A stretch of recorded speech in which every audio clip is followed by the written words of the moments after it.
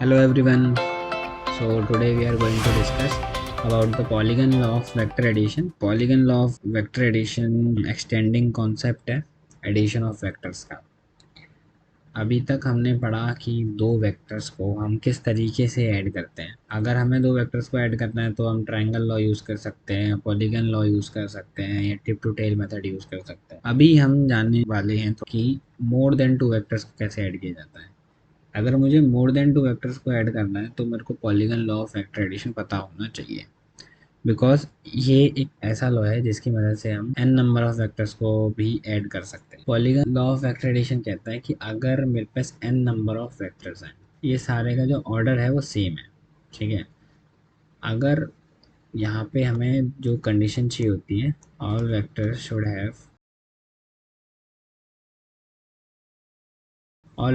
Have same order, and another इसमें condition चाहिए होती है कि all vectors should form the closed polygon.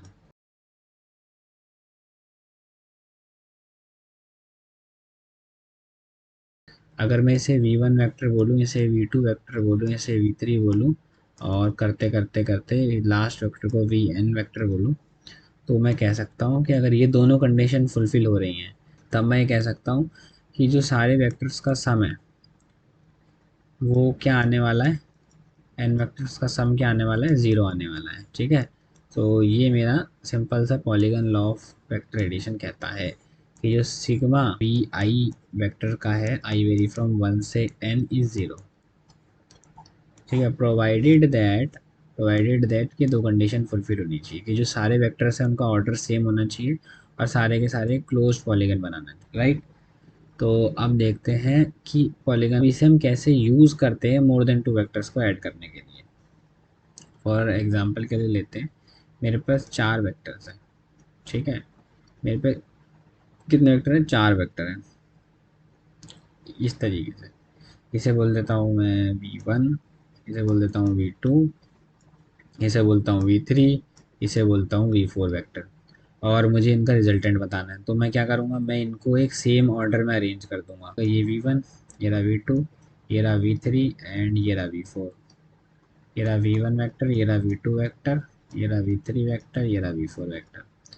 अब जो इनका रिजल्टेंट वेक्टर होगा वो क्या होगा, जो इनके ऑर्डर के अपोजिट वेक्टर होगा, ठीक है। जो इनके ऑर्डर के अपोजिट होगा वो मेरा रिजल्टेंट वेक्टर होगा यहाँ पे, ठीक है। तो जो आर वेक्टर होगा उसका, उसको मैं कह सकता हूँ v1 vector plus v2 vector plus v3 vector plus v4 vector. तो ये जो रिजल्टेंट वेक्टर है इसका जो ऑर्डर होगा वो अपोजिट होगा। ऑर्डर कैसा होगा इसका, अपोजिट ऑर्डर, ठीक है। लेकिन इन सब का जो ऑर्डर होगा वो सेम होगा, इन सब का ऑर्डर कैसा होगा, सेम होगा। अब हमने इसमें पॉलीगन लॉ कैसे लगाया, क्योंकि ये जो चीज़ है वो हम कैसे कह रहे हैं, वो हम कह रहे हैं पॉलीगन लॉ से। अब पॉलीगन लॉ क्या कहता है, पॉलीगन लॉ कहता है कि अगर कोई क्लोज्ड पाथ है, ठीक है, और सारे वेक्टर की ओरिएंटेशन सेम है, तो जो उनका समेशन होगा हर वेक्टर का वेक्टोरियली एडिशन अगर हमको करेंगे तो ज़ीरो आने वाला है।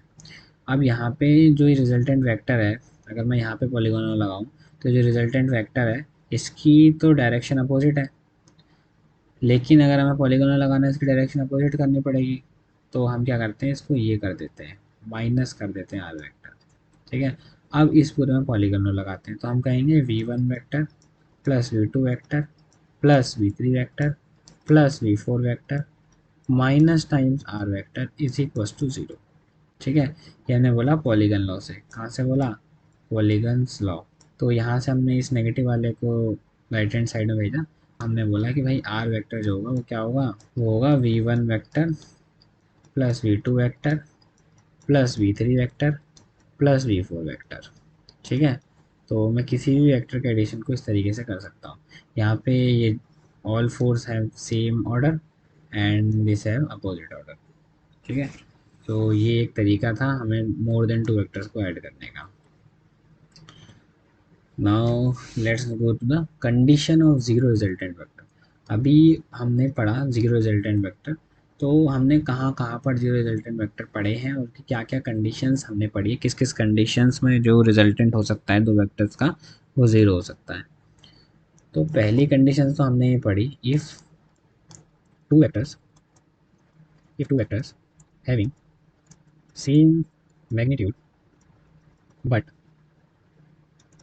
same magnitude but opposite in direction, then the resultant of two vectors is zero, right. For example अगर ये ई वेक्टर है मेरा और ये दूसरा मेरा बी वेक्टर है, ठीक है, तो अगर रिजल्टेंट कब जीरो हो सकता है, जब दो वेक्टर का मैग्नीट्यूड कैसा हो, सेम हो, डायरेक्शन कैसी हो, अपोजिट हो, ठीक है.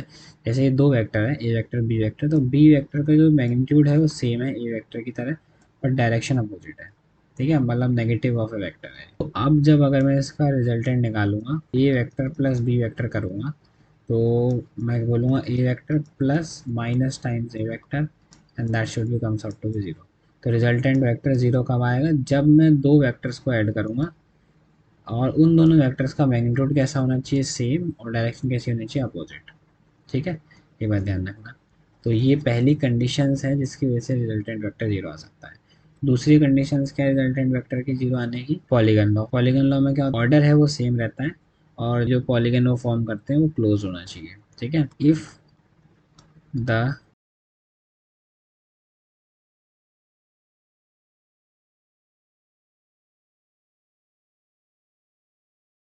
if resultant of n number of vectors comes out to be zero, then they must have same order और and they must form the closed path.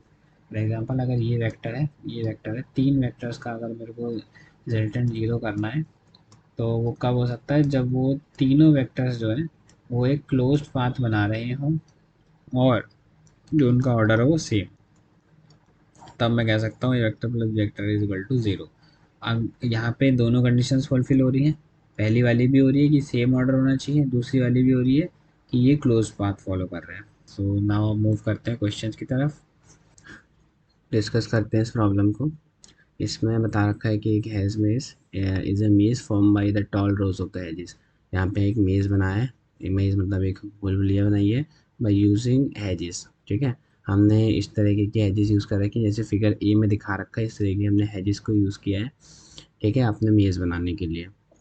अब यहाँ पे क्या है, एक कोई पर्सन है वो एंटर करता है इस हेज के अंदर और सर्च करता है सेंटर पॉइंट के लिए एंड देन फॉर एग्जिट. सबसे पहले वो सेंटर पॉइंट के लिए सर्च करेगा एंड देन फॉर एग्जिट के लिए, ठीक है. अब ये फिगर ए में बता रखा है इन्होंने कि भाई जब एंट्रेंस हम लेंगे मेज़ में, जब भी हम मेज़ में एंट्रेंस लेंगे तो उसके पास दो चॉइसेस आएंगी, ठीक है. लेकिन हमें कौन सी वाली कंसिडर करनी है, जो हमें पाथ बता रखा है. पाथ बता रखा है आई पॉइंट से लेके सी पॉइंट तक का, ठीक है. हमें इसी पाथ को कंसिडर करना और कोई सा पाथ कंसिडर नहीं करना है. हो सकता है कि आप किसी पोजीशन पे खड़े हो, आपके पास टू एंड टू से मोर पोजीशंस हो मूव करने के लिए, ठीक है.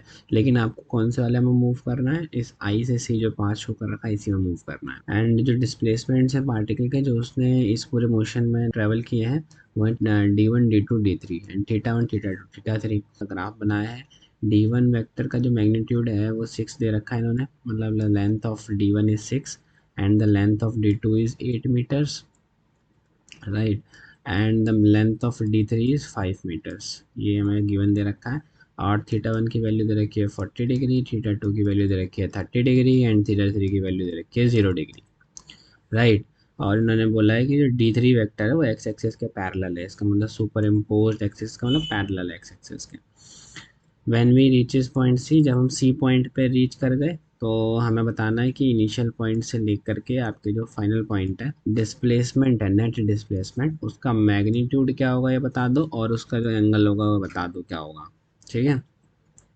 सो करते हैं इस प्रॉब्लम को स्टार्ट. अब इसने मेरे से बोला है कि पहला वेक्टर तो मेरा एंगल 40 डिग्री पे बना है, इसका मैग्नीट्यूड 6, ठीक है, and that vector is D1 vector. अभी उसने एक और मैं वेक्टर बताया, ये vector D2 vector, that angle is 30 degree and the magnitude is 8 meters, right, and that is D2 vector.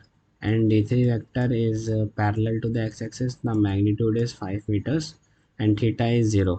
ठीक है, थीटा थ्री इज 0, 0 डिग्री. अगर मेरे को नेट वेक्टर बनाना है तो जो नेट वेक्टर होगा इसका वो क्या होगा, हमारा इनिशियल पॉइंट से लेकर फाइनल पॉइंट तक का होगा, ये होगा हमारा नेट डिस्प्लेसमेंट वेक्टर, ठीक है.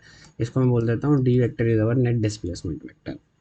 अब आपको पता है कि भाई जब हम मोर देन 2 वेक्टर्स का एडिशन करते हैं तो अगर कोई भी क्लोज्ड फिगर बनती है तो उसमें 3 वेक्टर्स का जो ऑर्डर सेम होता है, चौथे वेक्टर का ऑर्डर अपोजिट होता है, तो चौथा वेक्टर जो होता है वो समेशन होता है all of these 3 vector which are in the same order, right. So यहाँ पे D vector is nothing but D1 vector plus D2 vector plus D3 vector. कुछ नहीं है, ये polygon law of vector addition को use किया है addition of more than 2 vectors के अंदर, ठीक है। तो यहाँ पे D1 वेक्टर निकालते हैं, पहले D2 निकालते हैं, D3 निकालते हैं, दोनों को ऐड कर देंगे सबके, ठीक है, तो सिंपल से सॉल्व हो जाएगा।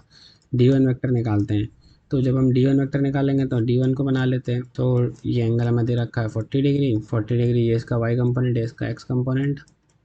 ये ट्रायंगल फॉर्म करेंगे 90 डिग्री का, ये एंगल आपको पता है 90 डिग्री है, ठीक है, परपेंडिकुलर डिग्री से रखा है। तो हमें पता है sine 40 degree is equals to perpendicular upon में हाइपोटेनस। तो हाइपोटेनस की वैल्यू कितनी है 6, तो हम ये निकाल सकते हैं 6 साइन 40 डिग्री एंड सिमिलरली आप करेंगे 6 कॉस 40 डिग्री, राइट। तो हम निकालते हैं D1 is 6 cos 40 degree I cap जमा 6 साइन 40 डिग्री जे कैप, ठीक है। सिमिलरली D2 वेक्टर निकालते हैं, ये ना आपका D2 वेक्टर, इसका मैग्नीट्यूड है 8 एंड इसी वेक्टर को ये 30 डिग्री है। तो आप again sine theta cos theta करेंगे तो आपको मिलेगा, ट्रायंगल वैंगल बना के कर लेना, आई एम राइटिंग डायरेक्टली, ठीक है, ओके। तो ये हो गया 8 साइन 30 डिग्री, हो गया 8 कॉस 30 डिग्री।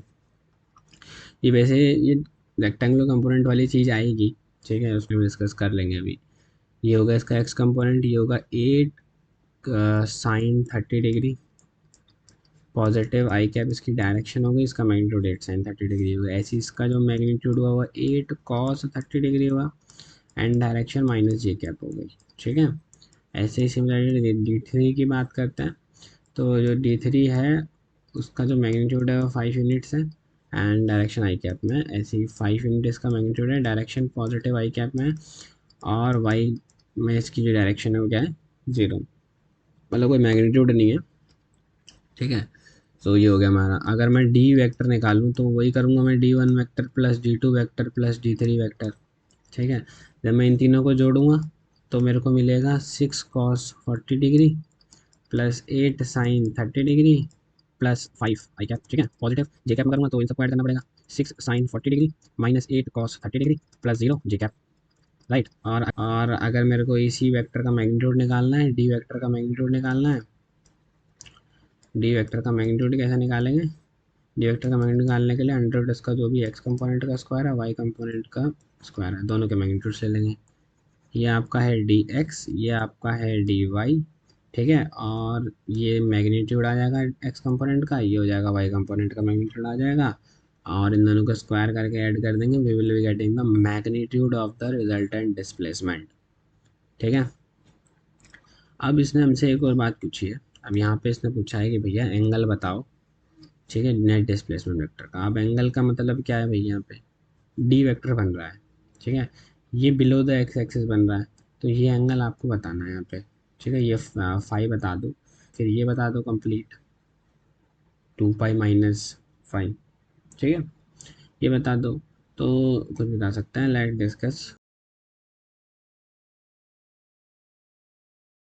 अब हमें पता है कि भाई जो डी वेक्टर आने वाला है उसको कुछ एक्स कंपोनेंट होगा प्लस उसको कुछ वाई कंपोनेंट होगा, ठीक है, और एक्स कंपोनेंट की जो वैल्यू इसकी आने वाली है 13.6 आई कैप माइनस 3.07 जी कैप, राइट।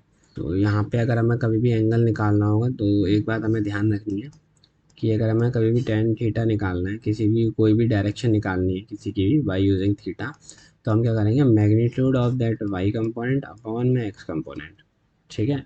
मतलब जो भी हमारा, जैसे मान लो ये है वेक्टर हमारा टी वेक्टर, ठीक है, और इसका ये रहा आपका एक्स कंपोनेंट, ये रहा आपका वाई कंपोनेंट, और ये थीटा आप कैलकुलेट कर रहे हैं, तो इस केस में आप D Y by D X लिखेंगे, ठीक है। तो आप हमेशा मैग्नीट्यूड लिखेंगे, ठीक है। साइन की बात करेंगे थीटा की, तो थीटा का जो साइन होगा वो पॉजिटिव आएगा या नेगेटिव आएगा, ये इस बात पे डिपेंड करता है कि जो वो जो एंगल हम मेज़र कर रहे हो वो क्लॉकवाइज मेज़र कर रहे हो या एंटी क्लॉकवाइज मेज़र कर रहे हो। अगर आप एंटी क्लॉकवाइज मेज़र कर रहे हो तो थीटा पॉजिटिव आएगा, एंड अगर आप क्लॉकवाइज मेजर कर रहे हो तो वह थीटा क्या आएगा, नेगेटिव आएगा। ये वाली बात ध्यान रखना कि मैग्नीट्यूड आप टेन थीटा से निकाल लो and direction of clockwise anticlockwise से देख करके निकाल लो। ठीक है, यही करना है।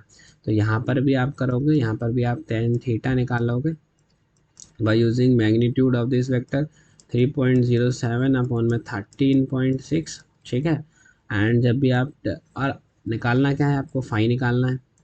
तो आपको फाई निकालना है, तो फाई निकालते वक्त आपको साइन भी कंसिडर करना पड़ेगा। ये तो मैंने लिख दिया सिंपल थीटा, मतलब इसका जो मैग्नीट्यूड आने वाला है वो इतना आने वाला है।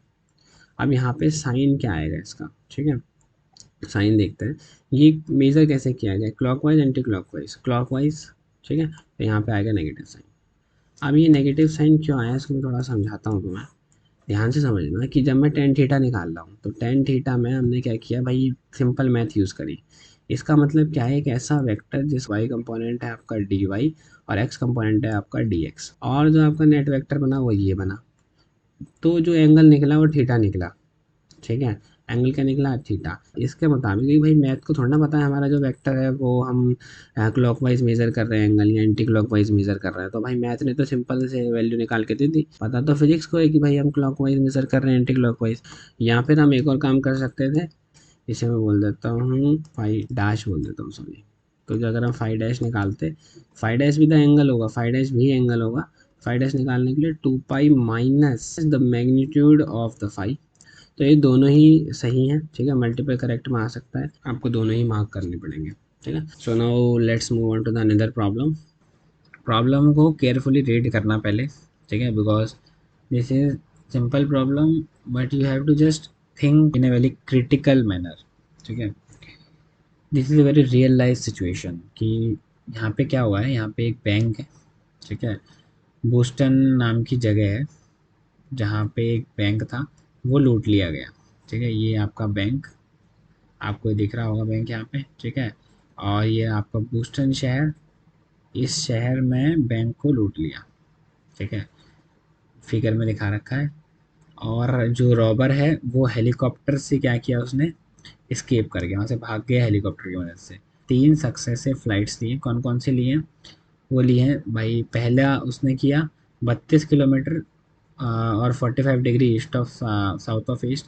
सेकंड उसने 53 kilometre 26 degree north of west. फिर उसने 26 kilometre 18 degree east of south. ठीक है, और at the end of the third flight they are captured, और तीसरी फ्लाइट के ख़त्म होने के बाद वो कैप्चर्ड हुआ। ठीक है, अब ये बताओ कि वो कौन से टाउन में जा कर के पकड़ा गया, इतने सारे टाउन में से कौन से टाउन में जाके पकड़ा गया। ठीक, तो अब इसको हमें बनाना है, सिचुएशन को कैसे बनाएंगे भाई, तो देखते हैं। अब एक यहाँ पे एक कॉन्सेप्ट आपको बताना है मेरे को कि अगर भाई, ये आपको पता होना चाहिए, ईस्ट होता है, ये वेस्ट होता है, ये नॉर्थ होता है, साउथ होता है। ठीक है, और अगर मैं इसको ऐसे बनाऊं तो ये ईस्ट, ये वेस्ट, ईस्ट ये वेस्ट, ये नॉर्थ, ये साउथ। ठीक है, ठीक है, ये वर्टिकली अप, ये वर्टिकली डाउन। ठीक है, अगर मैं इसे ऊपर से देखूंगा ना तो मैं इसे इस तरीके से बोलूँगा। कभी भी हमें एंगल लिखना होता है 30 डिग्री, लेकिन बिना डायरेक्शन के ये एंगल नहीं लिखा जाता है। ठीक है, 30 डिग्री, तो 30 डिग्री कहाँ से, तो वहाँ पे अगर मान लो मैंने लिख दिया ईस्ट ऑफ नॉर्थ या फिर नॉर्थ ऑफ ईस्ट, इनका मतलब क्या होता है, ये जो हम लगाते हैं ऑफ दो साइड्स के बीच में, इसका मतलब क्या है। अगर देखो ईस्ट और नॉर्थ की बात हो रही है तो इसका मतलब सबसे पहले ईस्ट और नॉर्थ को ही कंसिडर करो, बाकी सबको भूल जाओ, ईस्ट और नॉर्थ को। यहाँ पे भी नॉर्थ और ईस्ट की बात हो रही है तो केवल नॉर्थ को और ईस्ट को कंसिडर करो, बाकी सब भूल जाओ। अब इसने बोला है कि 30 डिग्री ईस्ट ऑफ नॉर्थ, इसका मतलब आपको कहाँ से कहाँ जाना है, नॉर्थ से ईस्ट एंगल ने मेज़र करना है। नॉर्थ से ईस्ट की तरफ को आपको एंगल मेज़र करना है 30 डिग्री। ठीक है, अब यहाँ पे बोला है नॉर्थ ऑफ ईस्ट, इसका मतलब आपको ईस्ट से नॉर्थ की तरफ को एंगल मेज़र करना है, ये वाला, दैट इज़ 30 डिग्री। समझ गए कॉन्सेप्ट क्या है। पहले मान लेते हैं ये आपका बूस्टर है, ये हमने फ्रेम बना लिया एक्स और वाई।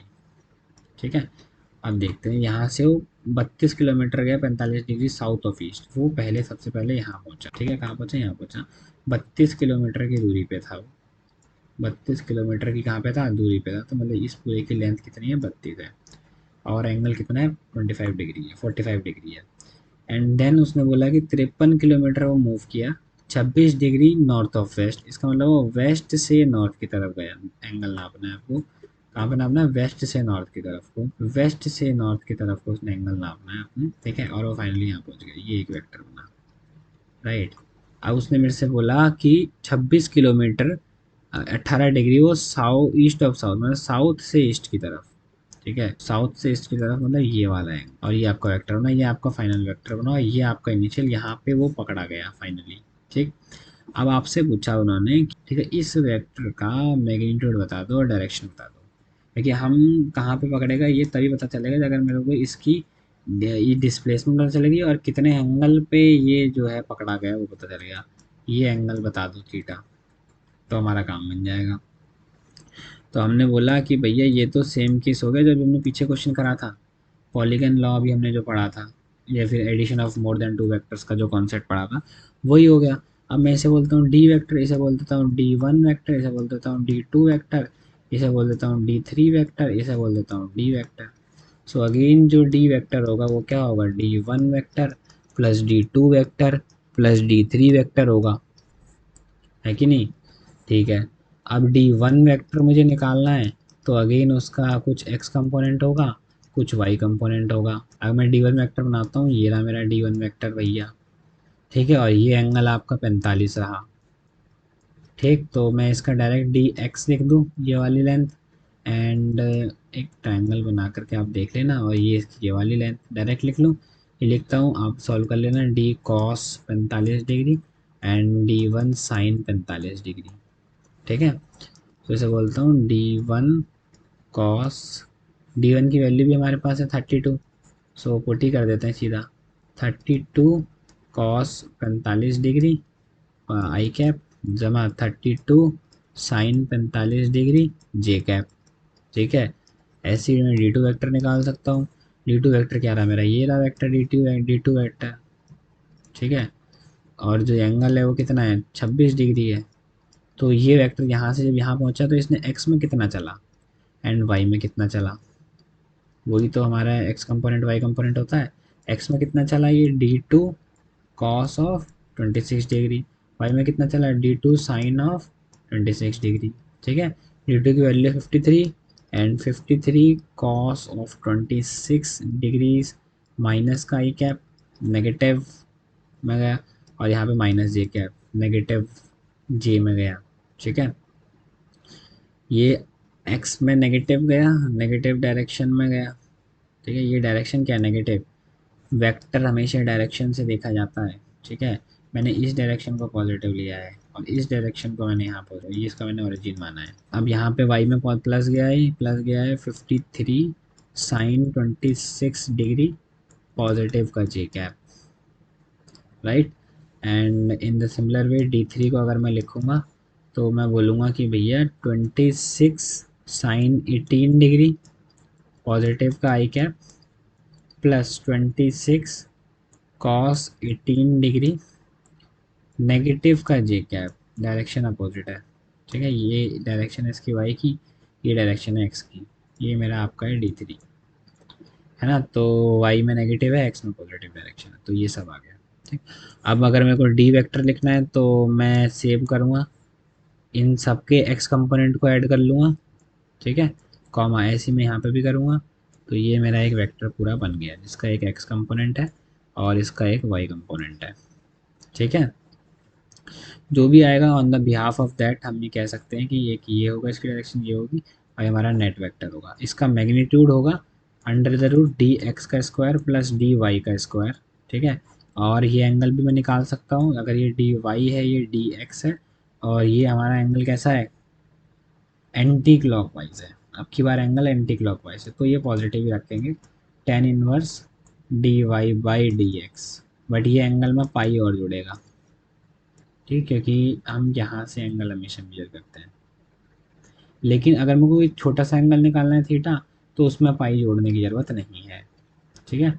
लेकिन अगर वो मेरे से पूछे एक्स एक्सिस के साथ एंगल कितना है, तो आपको एक पाई प्लस थीटा करके बताना पड़ेगा। लेकिन अभी हम फॉर आवर कन्वेंस हम ये लिख रहे हैं, theta is equal to tan inverse D Y by D. Particular distance पे ये पर्टिकुलर एंगल पे, ये थीटा एंगल पे, इतनी डिस्टेंस पे कौन सा मेरा स्टेट पड़ रहा है, और उसके बिहाफ में बता सकता हूँ कि यहाँ पे ये बंदा पकड़ा गया होगा। Now move on to another problem. Show that the vector A vector, B vector and C vector, कोई भी राइट एंगल ट्रायंगल बनाना होता था बचपन में 10th क्लास में, हम क्या करते थे, हम कहते थे कि भाई कोई भी ट्रायंगल है, अगर ये ए है, ये बी है, ये सी है, तो हम कहते थे दो साइड का सम तीसरी साइड के बराबर होगा, है ना। अगर मेरे को तीन साइड दे दी, ए बी दे दी, बी सी दे दिया, सी डी दे दिया, ए सी दे दिया, मैंने कहा भाई इन तीनों साइड से ट्रायंगल फॉर्म करना है, तो मैंने कहा एक सिचुएशन ये हो सकती है, तो भाई ऐसा हो जाए कि ये दो का स्क्वायर, कोई भी दो का स्क्वायर बाकी तीसरे के इक्वल हो जाए, या फिर इन तीनों में से कुछ भी हो जाए, मैं कह दूंगा मेरा ट्रायंगल क्या है, राइट एंगल ट्रायंगल है। यहाँ पे ए रिप्लेस करो, एक बार बी करो, सी करो, तो क्या बनेगा, ये वाला कंडीशन। यहीं पे मैं इसे इसे बी हटा करके, बी यहाँ से हटा करके इसे यहाँ ए कर देता हूँ, इसे यहाँ बी कर देता हूँ, तो मेरी सेकंड सिचुएशन बन जाएगी। इन द सिमिलर वे, अगर मैं यहाँ पर से ए को यहाँ से हटा के यहाँ कर देता हूँ और सी को यहाँ कर देता हूँ, तो मेरी तीसरी कंडीशन बन जाएगी। तो मैं मल्टीपल वेज में से अपने ट्रायंगल को बना सकता हूँ और ये पता कर सकता हूँ कि ये राइट एंगल ट्रायंगल बनाएगा या नहीं बनाएगा। इन द सिमिलर वे, अगर मेरे पास तीन वेक्टर्स पड़े, ए vector, B vector, C vector, मुझे पता करना है राइट एंगल ट्रायंगल बनाएंगे या नहीं बनाएंगे। यहाँ पे एक बात नोट करनी है कि जो A vector and B vector and C vectors हैं, ये रिप्रेजेंट कर रहे हैं साइड ऑफ ए ट्रायंगल को, right. They don't represent the point, they represent the side of a triangle. तो मैं इनके मैग्नीट्यूड निकाल लेता हूँ। पहला मैग्नीट्यूड ये रहा, इसका मैग्नीट्यूड कितना होगा, अंडर रूट 3 का स्क्वायर प्लस 2 का स्क्वायर प्लस 1 का स्क्वायर। अब यहाँ पे डेफिनेटली मेरे को दिख रहा है कि ए का स्क्वायर जमा सी का स्क्वायर गिव्स अस बी का स्क्वायर हो रहा है, क्योंकि ए का स्क्वायर कितना है 14, बी का स्क्वायर कितना है 21, इन दोनों को जोड़ूंगा तो 35। ठीक है, वेरीफाई हो रहा है, ठीक है।